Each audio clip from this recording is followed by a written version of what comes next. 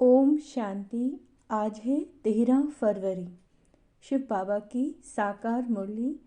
आज बाबा कहते हैं, मीठे बच्चे विदेही बन बाप को याद करो, स्वधर्म में टिको तो ताकत मिलेगी, खुशी और तंदुरुस्ती रहेगी, बैटरी फुल होती जाएगी। प्रश्न, ड्रामा की किस नूंद को जानने के कारण तुम बच्चे सदा अचल रहते हो? उत्तर, तुम जानते हो ये बॉम्ब्स आदि जो बने हैं ये छूटने हैं ज़रूर। विनाश होगा तब तो हमारी नई दुनिया आएगी। यह ड्रामा की अनादि नूंद है। मरना तो सबको है। क्या कहते हैं बाबा? मरना तो सबको है। तुम्हें खुशी है कि हम यह पुराना शरीर छोड़ राजाई में जन्म लेंगे। कहाँ जन्म लेंगे? राजाई में जन्म लेंगे, सतयुग में जन्म लेंगे। तुम ड्रामा को साक्षी हो, देखते हो। इसमें हिलने की बात नहीं, रोने की कोई दरकार नहीं। ओम शांति। बाप बैठ बच्चों को समझाते हैं, यह जो आदि सनातन देवी देवता धर्म था उसको हिंदू धर्म में क्यों लाया? कारण निकालना चाहिए। पहले तो आदि सनातन देवी देवता धर्म ही था। फिर जब विकारी हुए तो अपने को देवता कहला न सके तो अपने को आदि सनातन देवी देवता के बदले आदि सनातन हिंदू कह दिया। आदि सनातन अक्षर भी रखा है, सिर्फ देवता बदली कर हिंदू रख दिया। उस समय इस्लामी आए तो उन बाहर वालों ने आकर हिंदू धर्म नाम रख दिया। पहले हिंदुस्तान नाम भी नहीं था, तो आदि सनातन हिंदू देवता धर्म वाले ही समझनी चाहिए। वह अक्सर करके धर्मात्मा होते हैं, सभी सनातनी नहीं हैं। जो पीछे आए उनको आदि सनातनी नहीं कहेंगे। हिंदुओं में भी पीछे आने वाले होंगे। आदि सनातन हिंदुओं को बताना चाहिए कि तुम्हारा आदि सनातन देवता धर्म था, तुम ही सतो प्रधान आदि सनातन थे। फिर पुनर्जन्म लेते लेते तमो प्रधान बने हो। अब फिर याद की यात्रा से सतो प्रधान बनो। उन्हों को यह दवाई अच्छी लगेगी। बाबा सर्जन है ना, जिन्हों को यह दवाई अच्छी लगती है उनको देनी चाहिए। जो आदि सनातन देवी देवता धर्म के थे उन्हों को स्मृति दिलानी चाहिए, जैसे तुम बच्चों को स्मृति आई। बाबा ने समझाया है कैसे तुम सतो प्रधान से तमो प्रधान बने हो। अब फिर तमो प्रधान से सतो प्रधान बनना है। तुम बच्चे सतो प्रधान बन रहे हो। याद की यात्रा से जो आदि सनातन हिंदू होंगे वही असुल देवी देवता होंगे और वही देवताओं को पूजने वाले भी होंगे। उसमें भी जो शिव के, बाबा ने क्या कहा, उसमें भी जो शिव के या लक्ष्मी नारायण राधा कृष्ण सीताराम आदि देवताओं के भक्त हैं। किसके?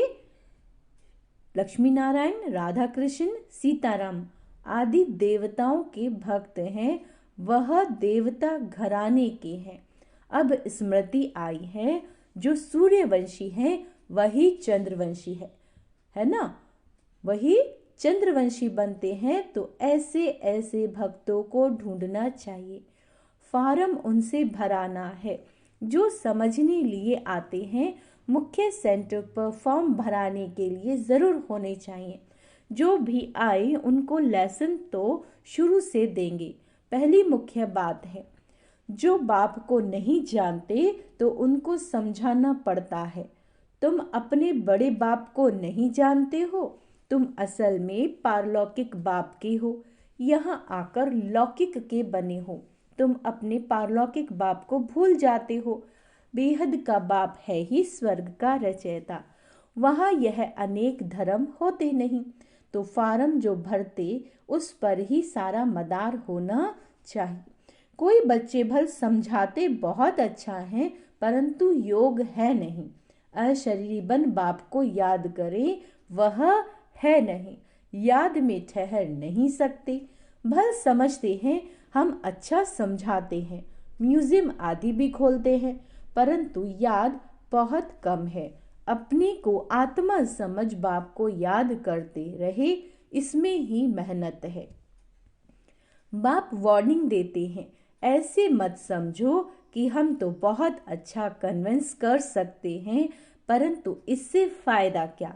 चलो स्वदर्शन चक्रधारी बन गए, परंतु इसमें तो विदेही बनना है। कर्म करते अपने को आत्मा समझना है।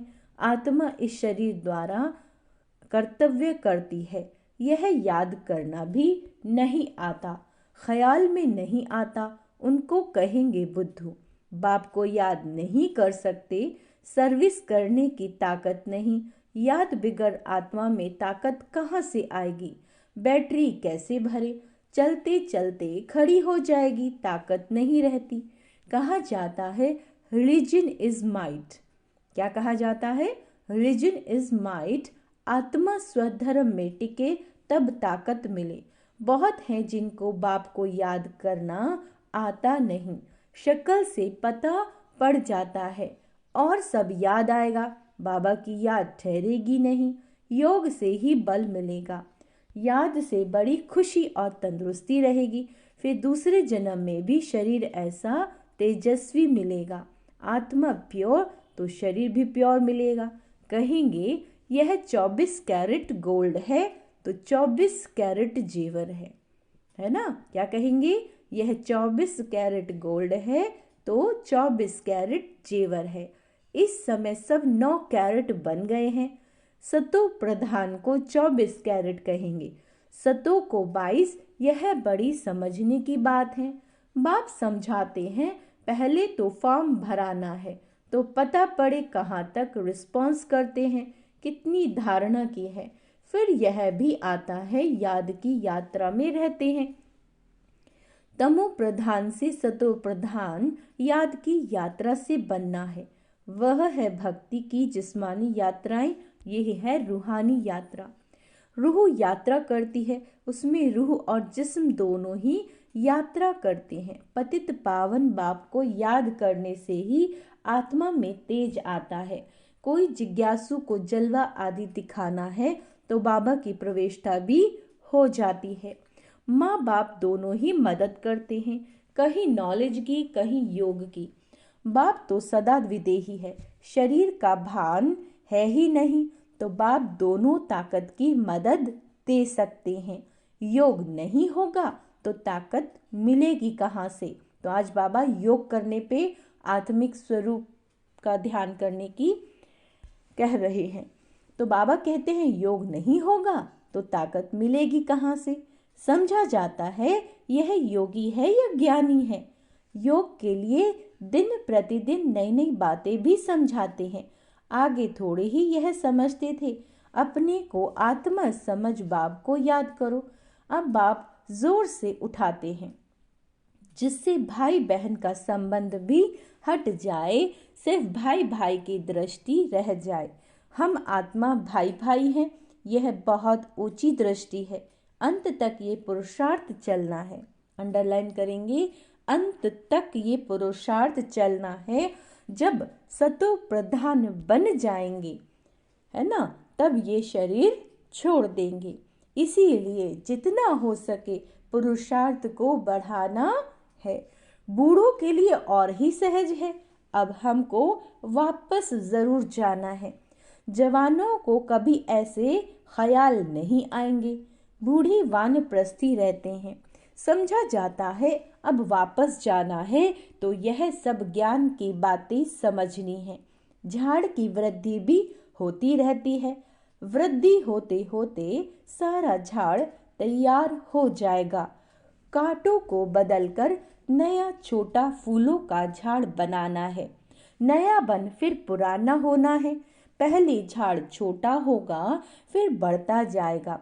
वृद्धि होते होते पिछाड़ी में कांटों के बन, बाबा क्या कहते हैं, पिछाड़ी में कांटे बन जाते हैं। पहले होते हैं फूल, नाम ही है स्वर्ग। फिर बाद में वह खुशबू वह ताकत नहीं रहती। कांटे में खुशबू नहीं होती, हल्के हल्के फूलों में भी खुशबू नहीं होती। बाप बागवान भी है तो खिवैया भी है। सबकी नाव पार करते हैं। नाव पार कैसे करते हैं, कहाँ ले जाते हैं, यह भी जो सयाने बच्चे हैं वो समझ सकते हैं। जो समझते नहीं वह पुरुषार्थ भी नहीं करते। नंबर वार तो होते हैं ना। कोई कोई एरोप्लेन तो आवाज से भी तीखा जाता है। आत्मा कैसे भागती है यह भी किसी को पता नहीं।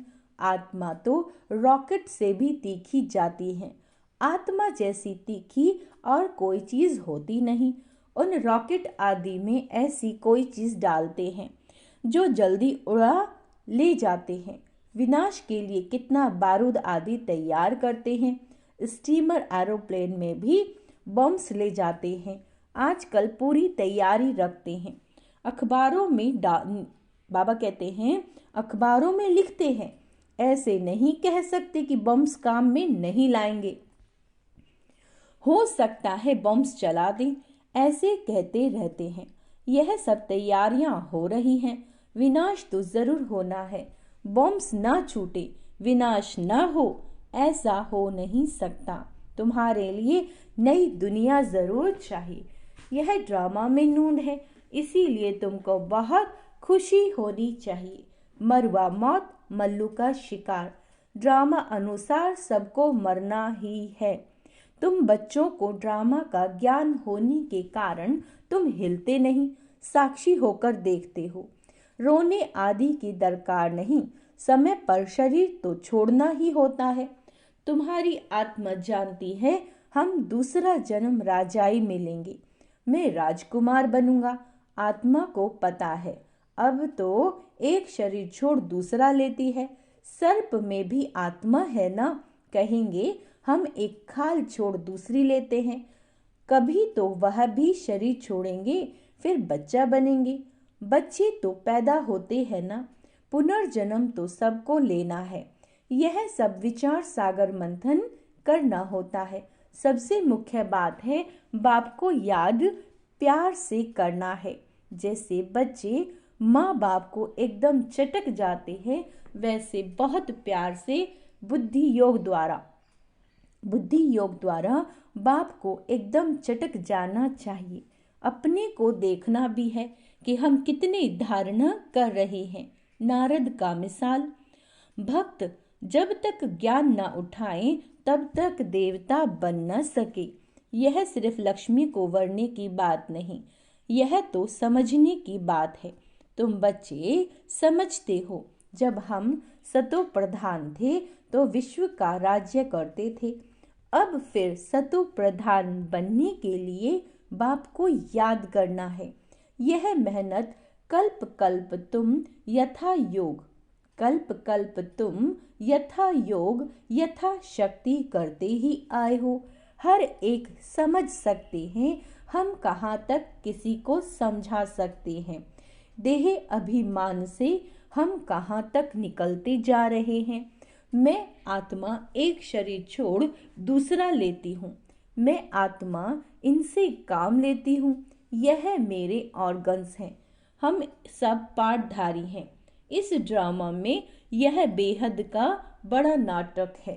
उसमें नंबरवार सब एक्टर्स हैं। हम समझ सकते हैं इसमें कौन कौन मुख्य एक्टर्स हैं। फर्स्ट, सेकंड, थर्ड ग्रेड कौन कौन है। तुम बच्चे बाप द्वारा ड्रामा के आदि मध्य अंत को जान गए हो। रचयिता द्वारा रचना की नॉलेज मिलती है।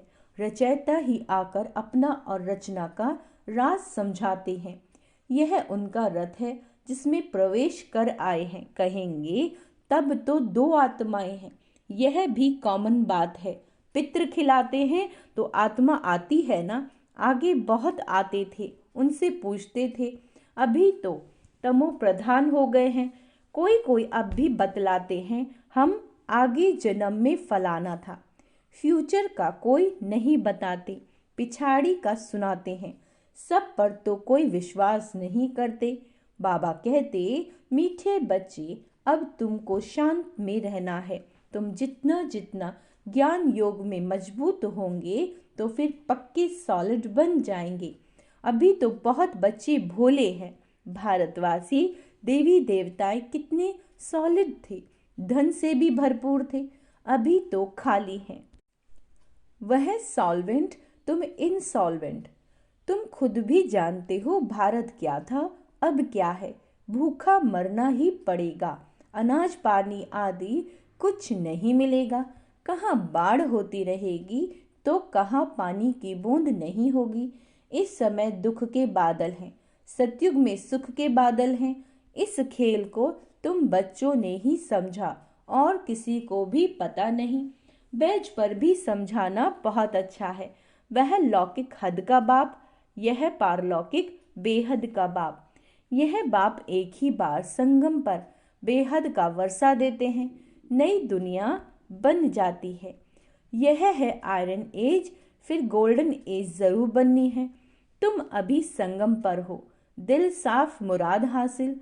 रोज अपने से पूछो, खराब काम तो नहीं किया, किसी के लिए अंदर विकारी ख्यालात तो नहीं आए, अपनी मस्ती में रहे या झुगमुई झुगमुग में टाइम गवाया।